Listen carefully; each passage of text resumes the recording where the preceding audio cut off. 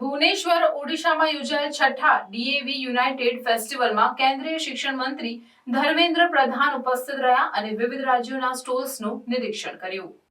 ફેસ્ટિવલમાં દેશભરના વિવિધ વિશ્વવિદ્યાલયોના વિદ્યાર્થીઓએ ભાગ લીધો હતો। વિદ્યાર્થીઓએ તેમના રાજ્યની સંસ્કૃતિ, પરંપરા અને વિશિષ્ટતાઓને રજૂ કરતા સ્ટોલ્સ તૈયાર કર્યા હતા। આ સ્ટોલ્સમાં ખાદ્ય પદાર્થો, હસ્તકલા, વસ્ત્રો અને અન્ય પરંપરાગત વસ્તુઓનું પ્રદર્શન કરવામાં આવ્યું હતું। પ્રધાનમંત્રીએ વિદ્યાર્થીઓની મહેનત અને સર્જનાત્મકતાની પ્રશંસા કરી અને તેમને પ્રોત્સાહિત કર્યા। ફેસ્ટિવલ દરમિયાન વિવિધ શૈક્ષણિક અને સાંસ્કૃતિક કાર્યક્રમોનું આયોજન કરવામાં આવ્યું હતું।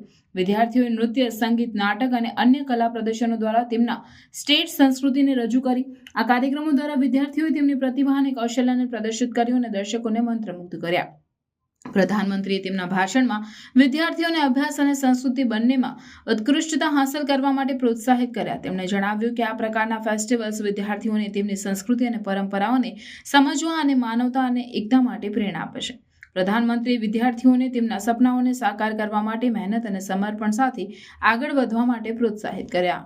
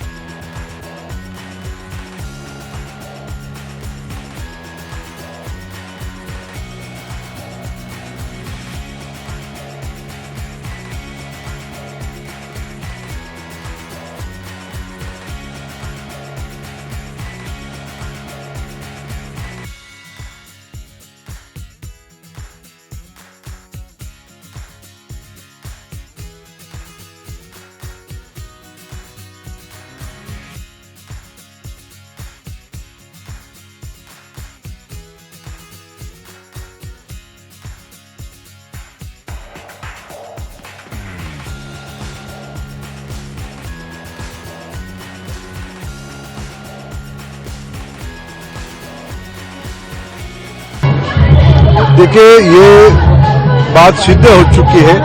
अगर कोई विद्यार्थी, कोई बच्चा अपने मातृभाषा में प्रारंभिक दिनों में जिस भाषा में वो पहले शब्द सुनता है और बोलते हैं, उसी में अगर पढ़ेंगे और लिखेंगे, उनकी क्रिटिकल थिंकिंग कैपेसिटी बढ़ेगी।